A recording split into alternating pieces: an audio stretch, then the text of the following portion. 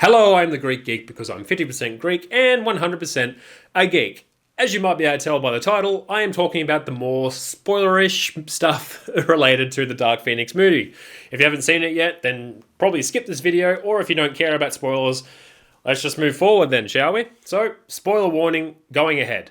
I don't have that much to say about it, but I just wanted to make a separate video so it didn't make my other video go for too long. So Raven / Mystique dies pretty on, and it wasn't really that much of a memorable death. So basically I think it's just because that Jennifer Lawrence didn't want to be in the movie anymore. She dies pretty early on, I think even before the second act. So she dies pretty early and just wanted to peace out and get out of this franchise.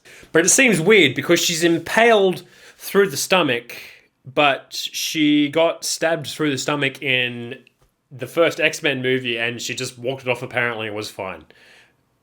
So the timeline is completely screwed up how it would line up with the original 3 movies. So Mystique is dead, the school is changed to Jean Grey's school for gifted students now, and Charles Xavier has retired, and Xavier and Magneto put their differences aside and are best buds again. Also, there's one thing I'm not clear on, is that if Jean Grey actually died, did she like sacrifice herself, or did she just kind of just fly away as a phoenix? I'm not really sure. If someone could comment below and let me know in the comments if she actually did die. It doesn't really matter, because this franchise is now done anyway, but I am curious, did she sacrifice herself and die, or did she just fly away into space? One thing that really bugged me in the opening scene when they were saving the astronauts and that, is that they didn't need spacesuits for some reason. They had no helmets on or protective gear other than their X-Men suits, which looked pretty boring, actually. They weren't that memorable kind of suits. They just had a yellow half X or whatever they had on them. Pretty boring. Like the first time that Nightcrawler takes people onto the ship to save them, they didn't have any kind of helmets or protective gear on. And they were fine, even though there were clearly breaches in the hull of the ship that Storm does fix up later on, but it's still. And then the second time they go across, then they put a helmet on Nightcrawler and then take him across, but then Jean doesn't need one. It just didn't make any sense to me. And Quicksilver just like wrapped the helmet on just with tape, just with gaffer tape, and just like, yep, that'll do. That will be airtight. Also, what I found interesting as well is that there actually was Genosha in this movie. I believe it's an island in the comics off of Madagascar and Southeast Africa.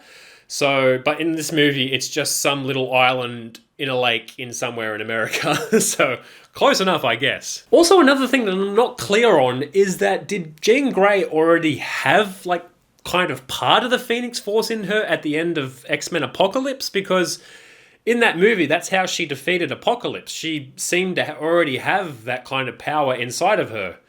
Or yeah, I'm not really sure what's going on. But then the Phoenix Force found her in this movie and then got absorbed in this movie. But she had it in the last movie, so I'm not really sure. Did she already have some of that power and that's why the Phoenix Force was seeking her out? It's not really clear. Maybe we need some clunky exposition just so we know what's going on in the movie. The Dabari in this movie are just generic kind of looking aliens and not asparagus people that can shapeshift.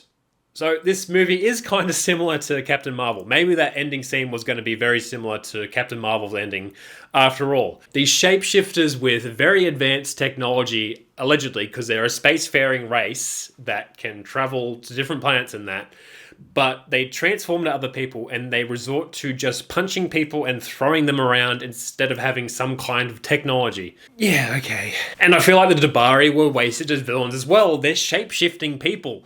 Shouldn't they be able to shapeshift into the X-Men or something and then have people not knowing who to trust and not knowing if someone's an alien or not? They could have done so much more with that kind of concept, but they just transformed into regular humans and stay as that as the entire movie. So yeah, those were just my spoiler related thoughts of the movie. Oh yeah, also if you haven't seen the movie already, there is no end credits scene. So, as always, thank you very much for watching my video. I do appreciate you listening to me ramble on about a movie for a few minutes.